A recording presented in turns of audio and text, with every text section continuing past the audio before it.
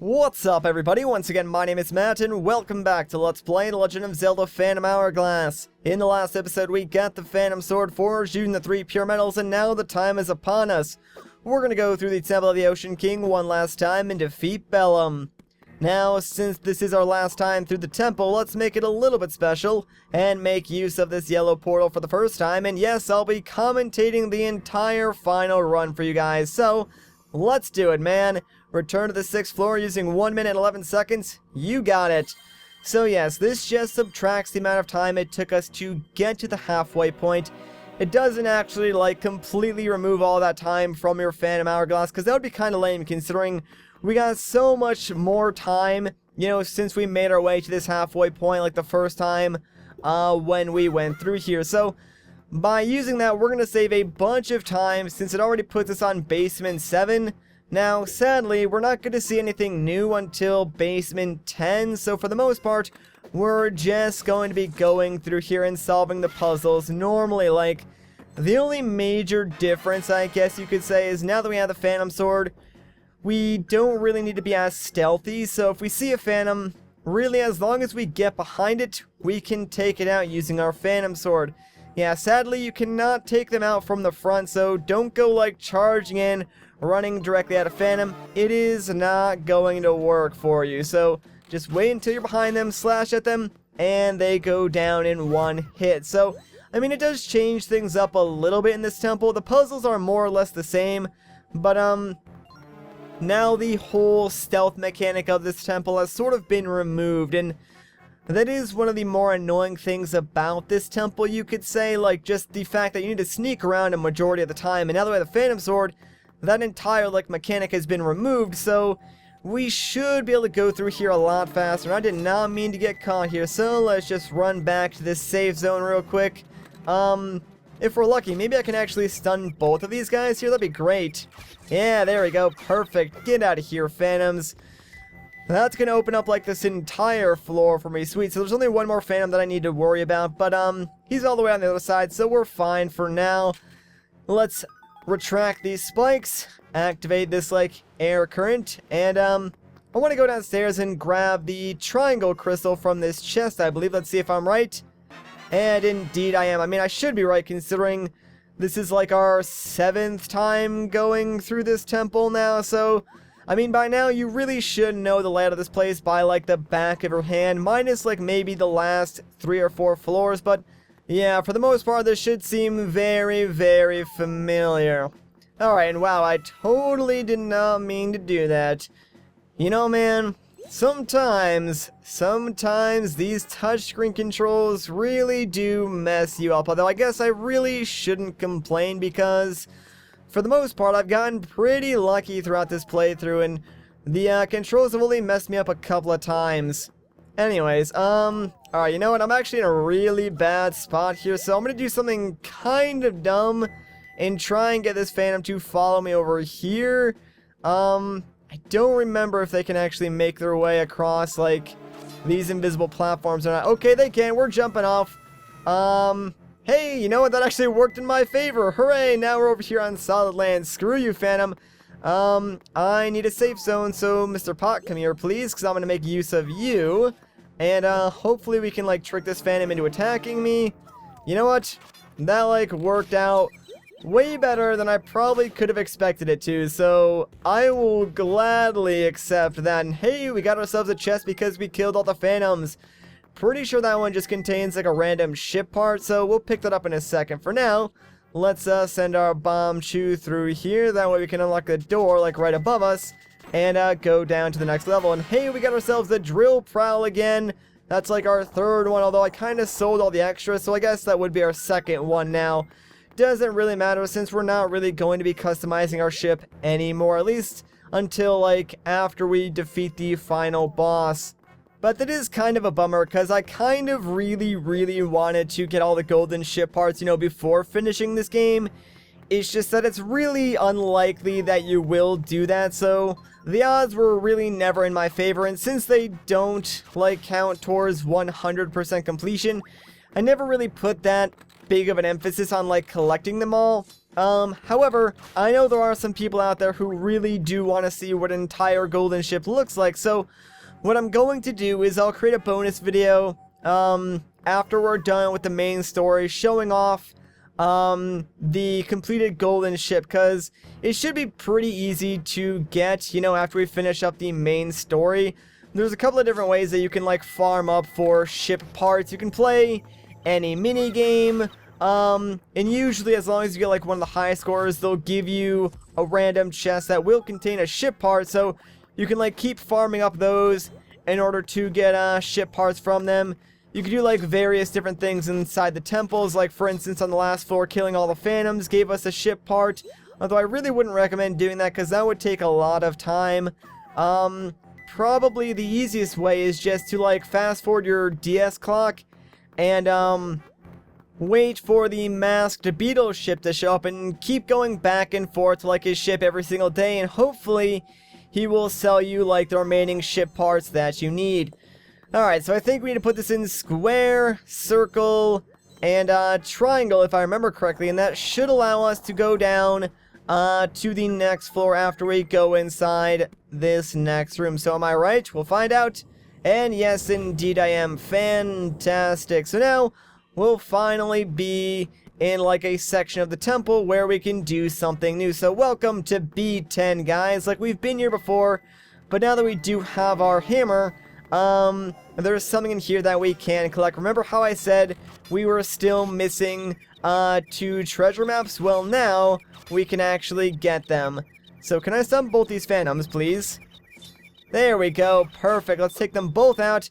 And that's going to make this floor a lot easier. And wow, I like how I grabbed the key like while they were exploding. That was kind of cool.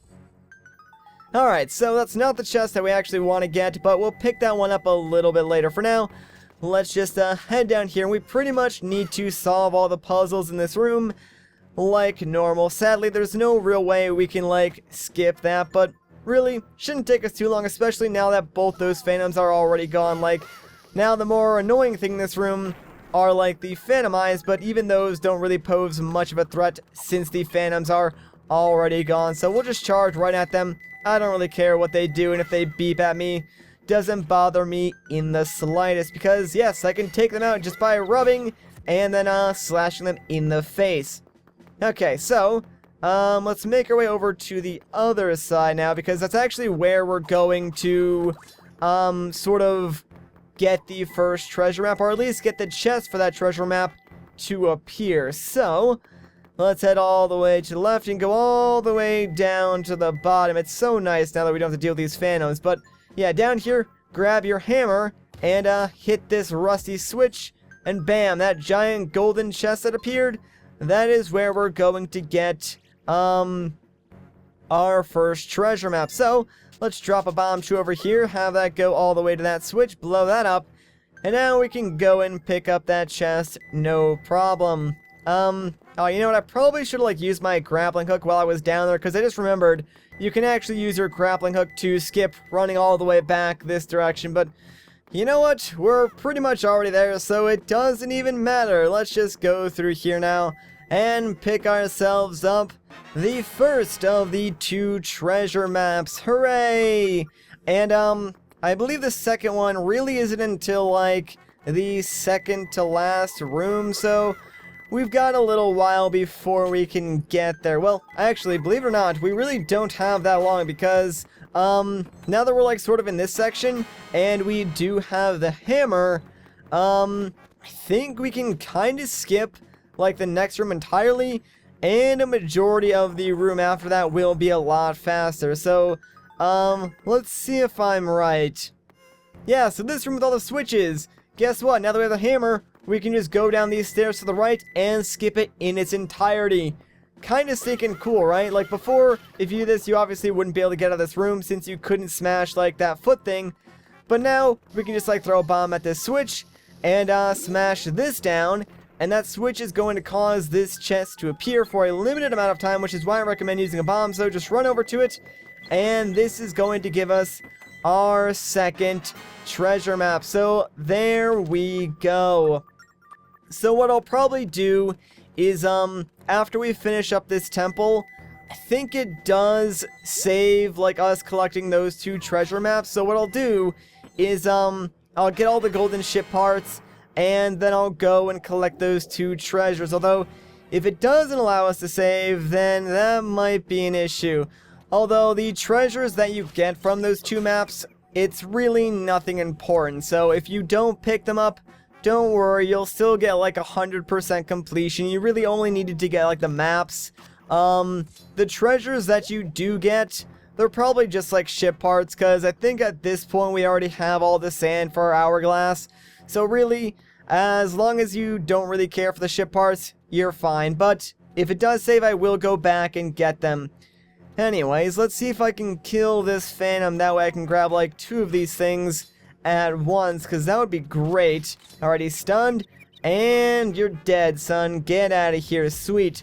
So now, I'm gonna bring these up here, but I'm not going to put them into the pedestals because, last time we were through here, I think I showed off that every time you place one of these things into the pedestals, a reapling will spawn. So as long as I don't put those in there yet, this area will be entirely free of the reapling. So I'll just do that, put them all in at once, and then go through to the next room. So all that's standing in our way now is this last phantom, and thankfully he's really not that scary. So let's just take him out and grab the last force gem. Hooray! And hey, check it out, we got ourselves another chest for taking out all the phantoms in this room. I think that chest actually does contain a golden rupee, so let's pick it up. Yes, indeed it does. Not like we really need the money, but whatever. Alright, so believe it or not, we are pretty much done with our final run through the temple. There's really only one thing left to do, and it's really not going to take too long. I'm very excited though, guys, because we're pretty much one room away from finishing up the Temple of the Ocean King and taking on the final boss. This adventure, it's been a fun one though, but now it's coming to a close. It does feel like it's gone on longer than it has, because honestly, this is only like, what, part 35, 36 maybe? Kinda lost count. Anyways, in this room, there are some phantoms spawning. Now, when we were here the first time, the only thing that was in this room was a chest that contained the Northeastern Sea Chart. However, since we already picked that up, it looks like phantoms have taken control of this area. Phantoms, they seem to be guarding that door. Go get them and get through that door, Link. Alright, you got it. So real quick, grab this red pot. You kinda need it because we're gonna throw this where the phantoms are. And that's going to give us sort of an invincibility spot. And you're gonna need that because, well, once you jump down here, all the phantoms are going to instantly notice you. And yes, you do get locked in. So if you did not give yourself like a small spot of invincibility, well, you're gonna have a hard time getting through this. It might actually be impossible, not entirely sure. You might be able to like trick them and take them out, who knows. Anyways, yeah, what you want to do is just take them out one by one. This first set, really not too hard, but after you take out the first set, yes, now a set of swift phantoms is going to spawn. So pretty much we're going to be fighting all the different types of phantoms we've seen thus far in groups of 3.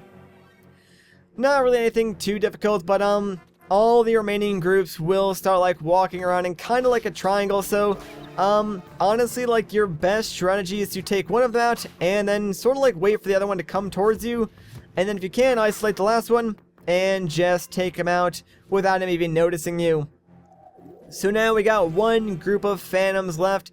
These guys, they're really not even hard because, like, since we're in the same room and they're so close together, even if one of them notices you, I don't think the others are going to teleport to you, so they're kind of just like normal phantoms except for the fact that they sort of walk in this triangle pattern. So, yeah, nothing too difficult here. Let's take this guy out.